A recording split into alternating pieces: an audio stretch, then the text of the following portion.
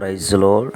ఈరోజు మన ఆశీర్వాదము కొరకై దేవుని వాక్యం 147వ కీర్తన 14వ వచనం.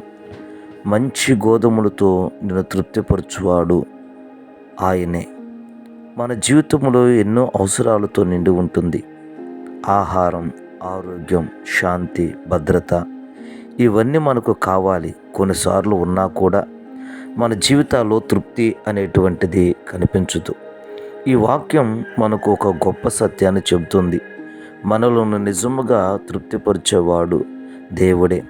మంచి గోధుమలతో అన్నాడు. గోధుమలు మన జీవనాధారానికి చిహ్నంగా మనకు కనబడుతున్నాయి.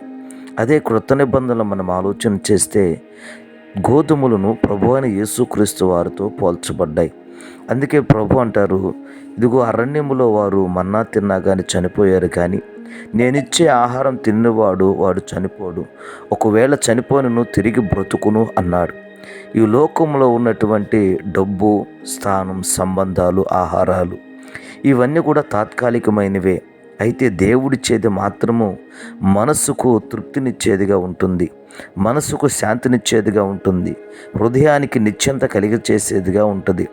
మన జీవితంలో ప్రభు అయిన యేసుక్రీస్తు మీద మనం ఆనుకున్నప్పుడు, ఆ క్రీస్తు వైపు మనం చూడగలిగినప్పుడు ఆయన నీకు సమృద్ధైనటువంటి ఆహారాన్ని, సమృద్ధైనటువంటి జీవాన్ని, సమృద్ధైనటువంటి ఆరోగ్యాన్ని కూడా ఇచ్చి అన్ని విషయాల్లో నిన్ను తృప్తిపరచువాడుగా ఉంటారు.